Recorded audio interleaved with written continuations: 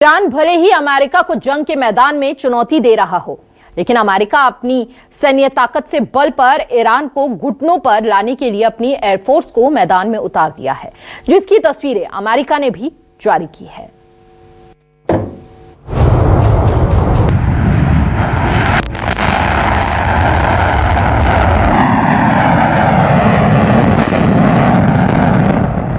Iran के खिलाफ जंग के तीसरे दिन अमेरिका और इजराइल ने एक कड़ा रुख अख्तियार कर लिया है। अमेरिका ने अपनी वायुसेना की ताकत के दम पर ईरान के कई ठिकानों को उड़ा दिया है। इन हमलों की तस्वीरें भी जारी की गई हैं।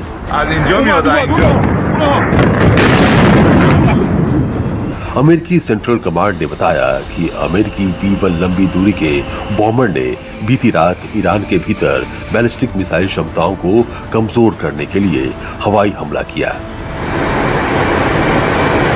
जिस अमेरिका के निशाने पर अब तक ईरान के परमाणु ठिकाने हुआ करते थे, अब उस अमेरिका के निशाने पर अमेरिका की मिसाइल क्षमता आ गई है। क्योंकि पिछले कुछ दिनों से अमेरिका, इजराइल और मिडिल ईस्ट के देशों के लिए ईरान की मिसाइल क्षमता सबसे ज्यादा खतरनाक साबित हुई है।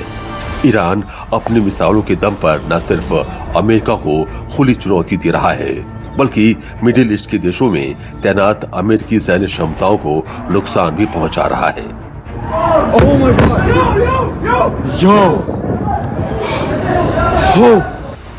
ऐसे में अमेरिका ने आज की रात ईरान के कई ठिकानों पर एयर स्ट्राइक करके ईरान के मिसाइल भंडार में बर्बादी का बारूद भर दिया है।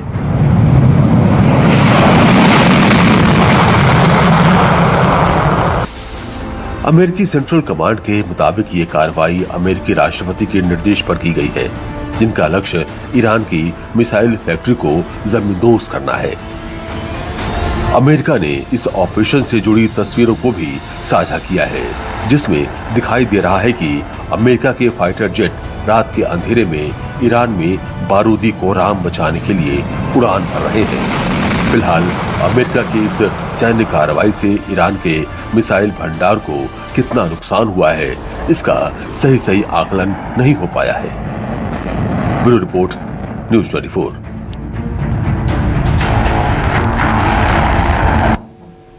अमेरिका और इजराइल मिलकर ईरान में हाहाकार मचा रहे हैं, लेकिन ईरान भी पीछे नहीं है। वो अमेरिकी मिलिट्री बेस को लगातार निशाना बना रहा है और इजराइल को तो उसके घर में घुसकर मार रहा है, जिसकी वजह से मिडिल ईस्ट में तनाव बढ़ता जा रहा है। Oh my God.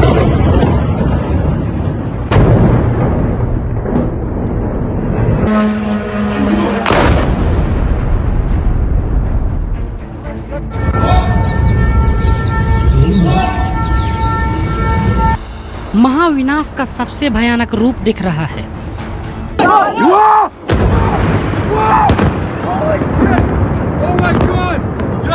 हालात ये हैं कि दुनिया के कई देशों में हाहाकार मचा हुआ है।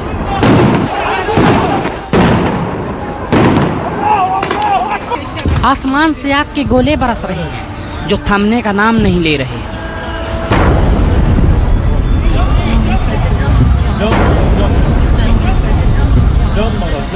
जिस तरह के हालात बन चुके हैं, उसको देखते हुए अमेरिकी राष्ट्रपति ट्रंप ने कहा है कि ईरान से जंग 4 से 5 हफ्ते तक चल सकती है, लेकिन अमेरिका के पास इससे ज्यादा समय तक कार्रवाई करने की क्षमता है। भले ही अमेरिका अपनी ताकत के दम पर ईरान पर कोहराम मचा रहा है, लेकिन ईरान पीछे हटने को तैयार नहीं है। जंग के इस मोर्चे में हालात ये हैं कि अब तक हजारों मिसाइलों का बारूद ईरान की धरती पर दफन हो चुका है। अल जजीरा की रिपोर्ट के मुताबिक अमेरिका और इजराइल ने मिलकर अब तक ईरान के 1000 से ज्यादा ठिकानों पर हमले किए हैं और 2000 से ज्यादा बम गिराए हैं, जिनकी चपेट में आने से कम 600 लोगों की मौत हो चुकी है और 700 से ज्यादा लोग इस विनाशकारी युद्ध की चपेट में आने से घायल हो चुके हैं। इन आंकड़ों से अंदाजा लगाया जा सकता है कि जंग कितनी भीषण हो चली है। एक तरफ जहां तमाम देश मिलकर ईरान पर बारूदी बमबारी से कोहराम मचा रहे हैं, तो दूसरी तरफ ईरान अपनी मिसाइलों की ताकत से अमेरिका, इजराइल समेत मिडिल ईस्ट में हाहाकार मचा रहा है, जो जंग को सबसे ज्यादा विनाशकारी बना रहा है।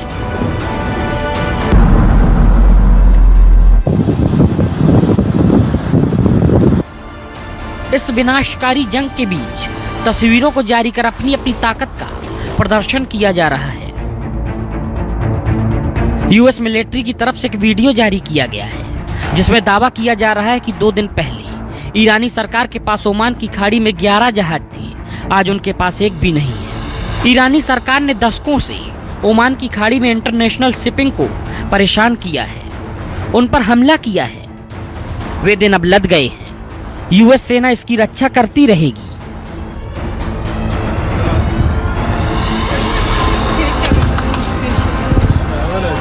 वैसे अमेरिका और इजराइल मिलकर जब ईरान में बारूदी बवंडर बनकर घुसे हैं तो उससे परिणाम भी खतरनाक दिखाई दे रहे हैं, क्योंकि ईरान ने जिस तरह से अमेरिका को समर्थन देने वाले देशों को निशाना बनाया है उससे और भी भयानक जंग की सूरत बनती जा रही है।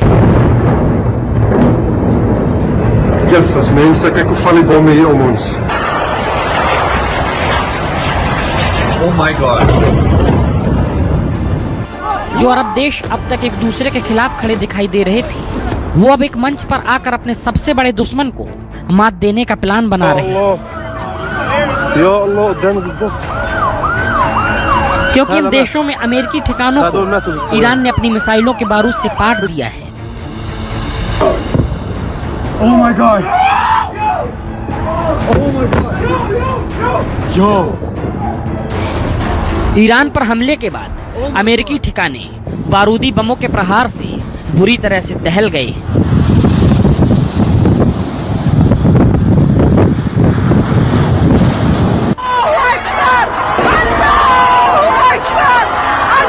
लेकिन जैसे ही ईरान के सुप्रीम लीडर खामनेई की मौत की खबर सामने आई, ईरान ने अरब देशों की नींद हराम कर दी।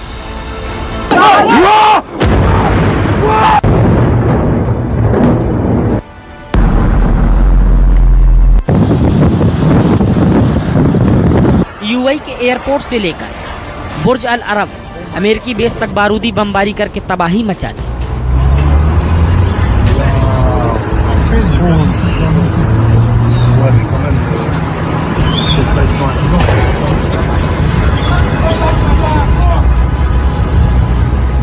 ऐसे ही सऊदी अरब के अमेरिकी बेस पर हमले के बाद आरामको रिफाइनरी तक मिसाइलों ने हाहाकार मचा दिया। कतर में भी अमेरिकी बेस पर कहर बरपाते हुए रिहायशी क्षेत्रों में गिरी मिसाइलों से कोहराम मच गया।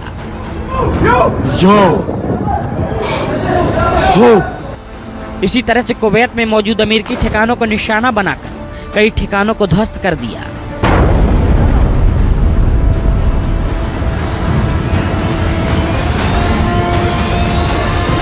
बहरीन में अमेरिका के 5वें बेड़े का मुख्यालय धुआं कर दिया और ईरान के इरबिल में अमेरिकी बेस को करीब करीब तबाह कर दिया। Oh my God! Oh my God! Oh my God! Yo!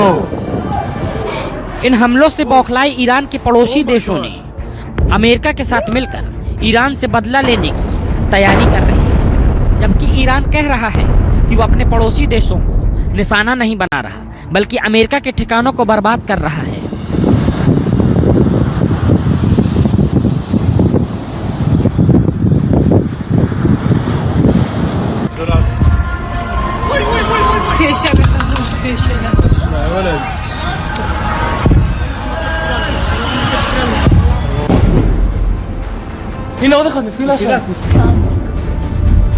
ईरानी बदले से परेशान अमेरिका दावा कर रहा है कि ईरान पर अभी तक सबसे बड़ा हमला बाकी है।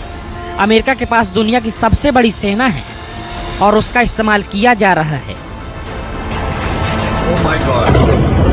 जब अमेरिका अपनी ताकत के साथ ईरान के खिलाफ जंग के मैदान में उतर आया तब मिडिल ईस्ट के 4 देशों में 6 अमेरिकी बेस पर ईरान ने ताबड़तोड़ हमला करके अमेरिका को करारा जवाब दिया है। इसी बीच कुवैत में अमेरिका के 3 फाइटर जेट क्रैश हो गए। सवाल है कि जब अमेरिका के बहाने मिडिल ईस्ट अमेरिकी ठिकानों को ईरानी मिसाइलें निशाना बना रही है तब मिडिल ईस्ट के देश कैसे शांत बैठे? इस महाविनाशकारी जंग के बीच ये सवाल सबसे बड़ा हो चला है। Bureau report, news 24। Essas mensas quer que eu fale bom meio ao mundo. Oh my God. America जब ईरान के साथ जंग के मैदान में खड़ा है, तब अमेरिकी राष्ट्रपति उस पर सियासत भी कर रहे हैं। वो अपने देश के पूर्व राष्ट्रपति जो बाइडेन और ओबामा की राजनीति पर हमला बोल रहे हैं। कह रहे हैं अगर ईरान के पास आज परमाणु हथियार होते तो हालात कितने खराब होते, लेकिन मैंने ऐसा नहीं होने दिया।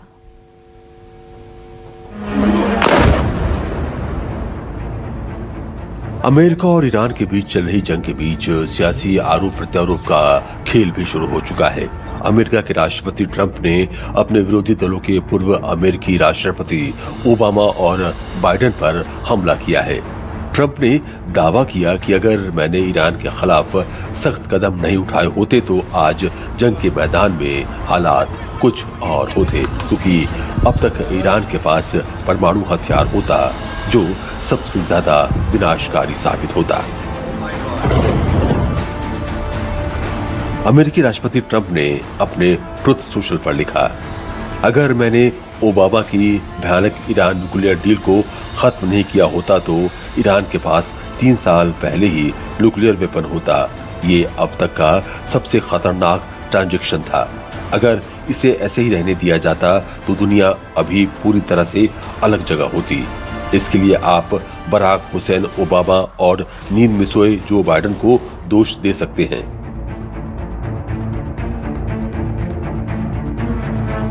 एक तरफ अमेरिका और इजराइल ने मिलकर ईरान पर युद्ध थोपा और अब उस पर सियासत का रंग चढ़ाया जा रहा है।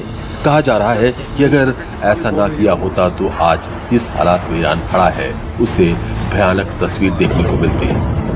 सच कहूं तो अमेरिका और इजराइल को ईरान की तरफ से इस तरह से पलटवार की उम्मीद नहीं थी। आज हालात ये है कि अमेरिका को ईरान लगातार चुनौती दे रहा है। मिडिल ईस्ट में उसके सैन्य ठिकानों पर हमला कर रहा है, जिससे मिडिल ईस्ट के देशों पर भी युद्ध का खतरा मंडरा रहा है।